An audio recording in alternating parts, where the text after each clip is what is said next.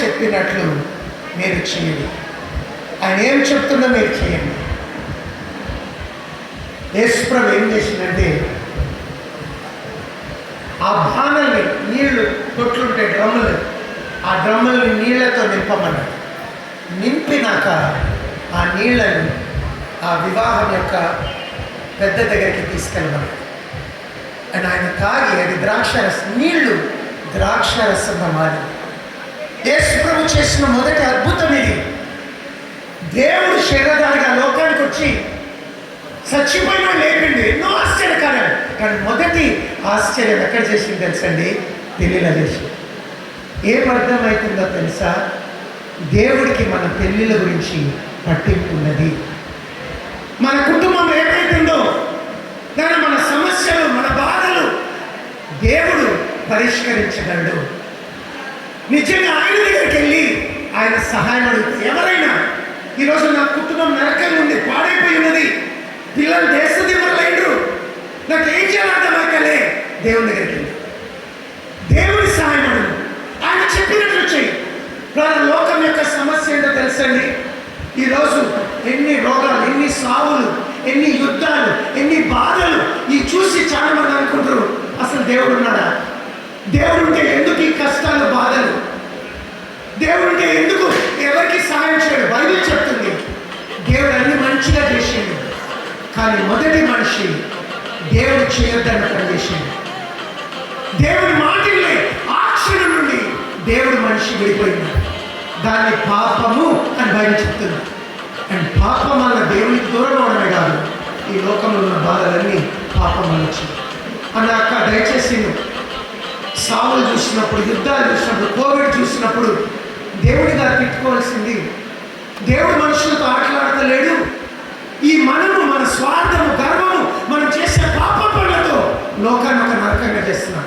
మేము లోపలికి వస్తున్నప్పుడు ఏమో అయినట్టుంది, హత్యలో ఏమో తెలియదు, దేవుడు చేశాడంట. మా కాదు, మనుషులమైన మనము మన స్వార్థాలతో, మన గర్వాలతో, పౌరుషాలతో తప్పులు చేసి చివరికి దేవుడు ఉంటే ఎందుకు ఇట్లా కాదు నాన్న, మనం ఆయన మాటను పాడు చేసుకున్నాం. కానీ ఆయన మాట వింటూ, ఆయనకి ప్రార్థన చేస్తూ, ఆయన మీద ఆధారపడితే దేవుడు ఏ పరిస్థితిలో నుండి ఆయన బడిగేస్తాడు. అమ్మ, నీ భర్త తాగుబోతేమో, ఈయన మారడు, నువ్వు మార్చలేవు, నేను మార్చలేవు, కానీ దేవుడు ఆయనకి సహాయం చేయగలడు. నువ్వు ఆయన కొరకు ప్రార్థన చేయాలి. ఆయనతో కొట్లాడితే మారడు. నువ్వు దేవుని దగ్గరికి వెళ్ళి ఆయన మాట వింటూ ప్రేమతో నీ కుటుంబాన్ని కట్టుకో. ఒకరోజు ఆయన మంచి వ్యక్తిగా మారుతాడు. రెండో వివాహం చూపిస్తుంది ఏంటంటే, దేవుడు మనకు తోడు ఉంటే ఈ జీవితంలో ప్రతి పరిస్థితిని జయించగలరు. హల్లెలూయా. యెహోవా ఇల్లు కట్టించకపోతే, ఆయన మనకు తోడుగా లేకపోతే నిజంగా మనం ఓడిపోయిన స్థితిలో. మూడో పెళ్ళి, ఇది చెప్పి నేను ముగిస్తాను, జాగ్రత్తగా.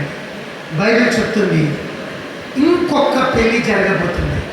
అదేం పెళ్ళో తెలుసా? దేవునికి మనుషులతో వివాహం జరగబోయేది. బైబిల్ చెప్తుంది దేవుడు మనుషులతో ఆయన నివాసం ఉన్నది, ఆయన వారితో కాపురం చేస్తాడు. పిల్లగా, నీకు ఎప్పుడైనా అనిపించింది అసలు మనుషుల్ని దేవుడు ఎందుకు చేసిండు? ఎందుకు చేసిండు? బైబిల్ చెప్తుంది దేవుడు మనిషిని చేసింది ఎందుకంటే దేవుడు మనుషులు కలిసి కాపురం చేయడానికి. మనిషి దేవుడు కలిసి ఎప్పటికీ బ్రతకాలని దేవుడు చేశాడు. దేవుడు చేసిన ఆ సృష్టిలో రోగం లేదు, ముసల్తనం లేదు, బీదరికం లేదు, సావు లేదు. దేవుడు మనుషులు శాశ్వతంగా బ్రతకాలి. కానీ బైబిల్ చెప్తుంది ఎప్పుడైతే మనిషి పాపం చేసిందో దేవుడు మనిషి విడిపోయింది. పాపం వల్ల ఈ లోకం నరకంగా మారింది. అంతేకాదు బైబిల్ చెప్తుంది పాపం వల్ల మరణం ఉంది, చచ్చిపోతాం. చచ్చిపోయినాక అయిపోయిందా? కొంతమంది అనుకుంటారు చచ్చిపోతే పీడ వదిలిపోతుంది. కాదు, చచ్చిపోయినాక మట్టి ఒక్కటే మట్టిలో వెళ్తుంది, ఆత్మ సాగులు దేవుడి దగ్గరికి వెళ్తుంది. ఈ జీవితంలో చేసిన క్రియలకు మనం లెక్క చెప్పే దినం ఉన్నది. ఆ రోజు పిల్లగా పాపానికి శిక్ష, అది కాలుచున్న అగ్నిగుండం. బైబిల్ ఇస్తున్న సాక్ష్యం. పాపం అబద్ధాలు కావచ్చు, వ్యభిచారం చూపులు కావచ్చు, సినిమాలోనో ఫోన్లోనో మురికి చూస్తున్నా అది పాపం. వ్యభిచారం చేస్తుండొచ్చు, భార్యగా భర్త ఉంటగా ఇంకొకరితో సంబంధం ఉండదు, అది పాపం. అబద్ధాలు ఆడడం పాపం, మోసం చేయడం పాపం, కొట్లాడడం పాపం, భార్యను కొట్టడం పాపం, తాగడం పాపం, తల్లిదండ్రులు సన్మానించుకోవడం పాపం. బైబిల్ చెప్తుంది ఏ భేదం మీద అందరం పాపం చేసినాం. అండ్ పాపం వలన తీర్పు ఉన్నది, శిక్ష ఉన్నది. కానీ ఈరోజు ఒక శుభవార్త చెప్పాలి, జాగ్రత్తగానండి. బైబిల్ గ్రంథం చెప్తుంది పాపులను రక్షించడానికి క్రీస్తు లోకానికి వచ్చాడు. దేవుడు మనిషిగా ఈ లోకానికి 2000 సంవత్సరాల క్రితము ఆయన వచ్చాడు. ఎందుకో తెలుసా? మన పాపం రక్షించడానికి. ఎందుకో తెలుసా? మనల్ని మనం రక్షించుకోలేము. మనం ఎన్ని పుణ్యకార్యాలు చేసినా, మన దేశంలో ఎంతో భక్తున్నది. ఇప్పుడు ఎంతమంది మహాకుంభమేళకి వెళ్తుండ్రు. వాళ్ళ కోరిక మంచిది. వాళ్ళ కోరిక ఏంటంటే మేము చేసిన పాపం, మా పితరులు చేసిన పాపం పోవాలి. ఆ కోరిక మంచిది, కానీ ఎట్లా పోవాలో తెలియదు. కానీ ఒక విధానం, ఇంకో విధానం. బైబిల్ చెప్తుంది మనం చేసిన పాపాన్ని మనం తీయలేదు. మనం ఎన్ని చేసినా పాపం మిగిలిపోతుంది. నేను ఎప్పుడు ఇట్లా అనుకుంటా, నేను ఒక డాక్టర్ని, చాలా మందికి మందులు ఇచ్చి సర్జరీ చేసి బ్రతికిచ్చిన. ఒక రోజు నా బాంబర్ మీద కోపం వచ్చి ఆయన చంపేసిన. ఇప్పుడు పోలీసు వాళ్ళని పట్టుకెళ్ళినప్పుడు, అయ్యా నేను చంపింది నిజమే కానీ ఎంతో మందిని నేను బ్రతికిచ్చిన, అయ్యా నన్ను ఇడిసపెట్టేసేయండి అంటే ఇడిసపెడతారా? నువ్వు మంచి చేసావేమో, నీ హత్యకు శిక్ష ఉంటుంది.